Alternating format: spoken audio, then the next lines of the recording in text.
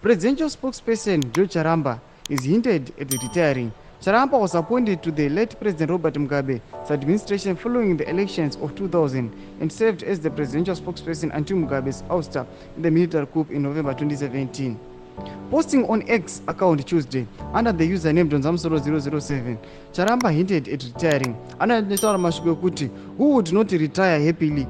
This virtuous piece of God's earth is been greened by my number 2 daughter, Koporero, who is a environmental engineer with the Zimbabwe Water Authority Zinwa. She is into onions and has done a reasonably good job of it. Clearly up the learning curve, and I'm thrilled. Succession is key in the family as it is in business. Well done, Jera. Domashoko anotagwa pana George Charamba achiti aiwa vanhu vaita vachiti awa is now hinting for retiring. Ndo mashoko anoyataura anobva aposta a picture aiwa yefamu yari kureva kuti yakaitirwa nemwana wake. Simoitizai mafungiro enyu. Vanhu vazhinji aiwa vanodhauta this aspect yekuti aiwa George Charamba is now hinting panhau dzekuti achiti amboretire. Vamwe vanouya vachifara chiti sure let them retire. Kutidzai mafungiro enyu munoti kudii pamusoro pemashoko aya achitaura achiti aiwa ndiani asingadiwo kuritaya happily. Mashoko aya ataura achiti who would not retire happily. Kutidzai mafungiro enyu pinai mucomment section medu mutidze mafungiro enyu. Musana no subscribe kulike